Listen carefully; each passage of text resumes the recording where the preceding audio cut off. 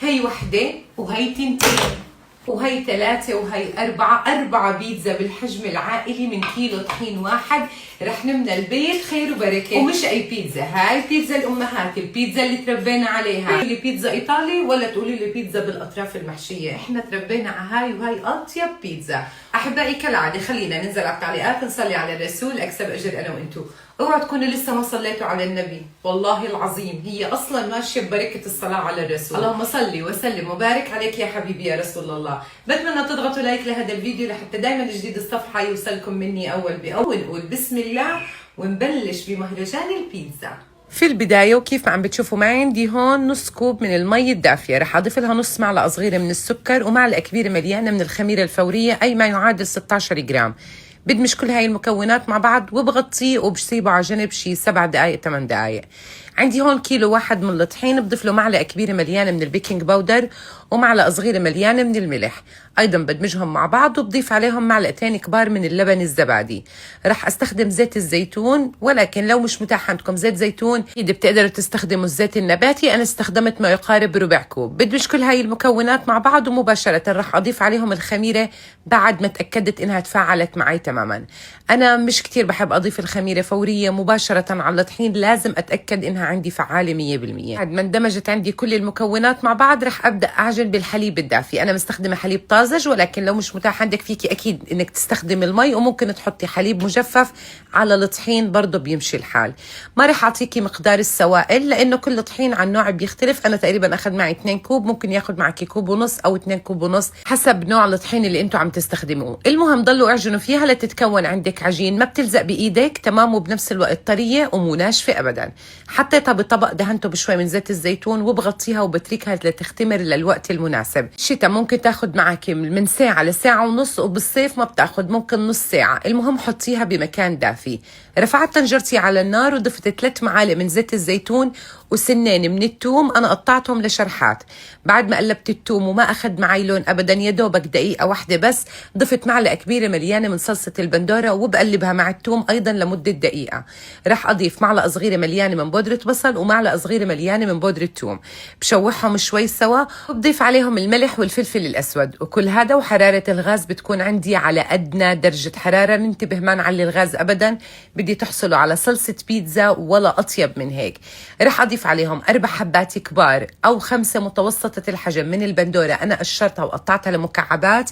بشوحهم وما بنضيف عليهم ولا نقطة مي. هي رح تنزل البندورة كليات ميتها كافي انها تعطيكي نكهة بتشهي القلب. حضيف عليهم نص معلقة صغيرة من السكر، وهون اضافة السكر لحتى عندي النكهات تتوازن وبنفس الوقت يقضيلي على اي طعم حموضة موجودة عندي بالبندورة. بغطي الطنجرة وبتركها على ادنى درجة حرارة من 7 دقائق ل10 دقائق. بتستوي عندي البندورة تماما، وبعد هيك اما بتضيفي اوريجانو او بتضيفي زعتر مجفف. انا ضفت تقريبا ربع معلقة صغيرة مش اكتر من هيك. بتركها لتبرد شوي، بعد هيك رح اضيفها بخلاط الشاف واخلطها لتصير عندي مهروسة تماما. والكمية اللي اعطيتكم اياها هي بتكفي لاكثر من 4 ثواني. لو زاد عندك شوي بتقدري تحطيها بكيس تفريز وتحطيها بالفريزر ايمت ما بدك بتنزليها. عندي هون بصلة متوسطة الحجم قطعتها لمكعبات صغيرة. ضفت عليها حبتين من الفلفل الخضراء مقطعة ايضا لمكعبات صغيرة. ضفت علبة من الفطر مقطعة لشرحات. ضفت زيتون أسود قد ما بتحبوا ضيفوا. ضفت النقانق المعلب قطعته لدوائر صغيرة، وبضيف عليهم ملح وفلفل أسود مع إضافة 3 حبات متوسطة الحجم من البندورة، أنا قطعتها لمكعبات صغيرة كيف ما عم بتشوفوا معي. بالنسبة لإضافة النقانق أو مثل ما بيحكوا له المصريين السوسيس، أنا ضفت 5 قطع مش أكتر من هيك. حبيت تقللي حبيت تضيفي كيف ما بتحبوا وكيف ما بتفضلوا، ولكن لو زاد معاكي أكيد بعد ما فتحتي العلبة بتقدري كمان تحتفظي فيه بالفريزر ما بصير له ولا اي شيء. بالنسبه لخلطه البيتزا الخضار اللي عملناها انا رح استخدمها مباشره، عشان هيك ضفت الملح والفلفل الاسود. لو ركنتوها شوي يفضل الملح والفلفل الاسود تضيفوه وقت الاستخدام فقط لحتى ما تنزل عندكم مي كتير. اما بالنسبه للعجين انا قطعتها ل4 كرات متساويه. انا مثلي مثلك 6 بيت وما بحب كتير استخدم الميزان، فبعتمد على النظر اكثر. بمعنى قطع العجين لكرات تتناسب مع الصينيه اللي انت بدك تستخدميها.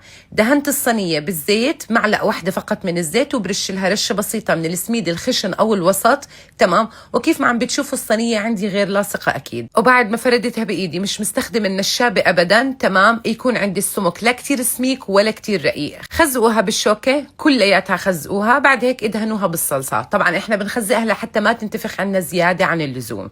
بعد هيك رح اضيف كمية منيحة من الخلطة اللي عملناها، تمام، ومش كتير تبالغوا يعني تكون مبالغ فيها، لا بتطلع ابدا مو طيبة. اتركها لترتاح شوي، ما يقارب 7 دقائق 10 دقائق، مش اكتر من هيك. بعد هيك بدخلها على الفرن. بالنسبة لهاي البيتزا اللي بنتي اكيد بتعشقها فهي البيبروني. كل شيء عملته اني انا بفرد الصينية بالعجين وخزقتها كيف ما شفتوا. بعد هيك بضيف لها كمية منيحة من صلصة البيتزا اللي حضرناها، وبضيف عليها كمية منيحة من جبنة الموزاريلا، وما بعمل ميكس أجبان، هي فقط جبنة موزاريلا. بعد هيك بصفت عليها البيبروني. لو عندك صدر دجاج قطعتيه لمكعبات صغيرة وقلبتيه مع شوية زيت نباتي وفلفل أسود وملح، وحطيتيه فوق جبنة الموزاريلا مع شوية من الفلفل الأخضر وشوية من الزيتون والفطر، ودخلتيها على الفرن كمان بتطلع معك ولا أطيب من هيك. دخلتها على الفرن محميته مسبقا على درجة حرارة 250 على الرف الأول من تحت. بعد هيك بنزل الحرارة لل200 وبتركها لتتحمر معي من الأطراف.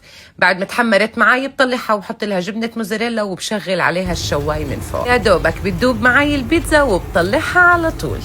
اعتقد انه هاي البيتزا لها ذكريات بحياتكم. كيف ما قلت لكم هي ما بتاخذ معكم وقت في التحضير، يا دوبك نص ساعه بعد تخمير العجين وكل شيء بيكون معك جاهز.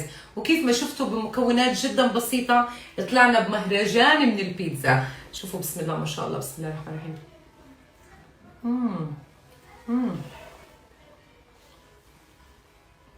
ما شاء الله. شوفوا من تحت، دايما ما تستغنوا عن رشه السميد، تعطيكم قرش غير شكل. بتجنن يا جماعه. اوعي تستني، على طول قومي سويها ومتعي الكل فيها، ويا ريته الف صحه وهنا. احبائي هيك بيكون خلص معنا الفيديو لليوم، بتمنى انه يكون عجبكم. كنت معكم انا ملك عبد العال، دمتم بخير وباي باي.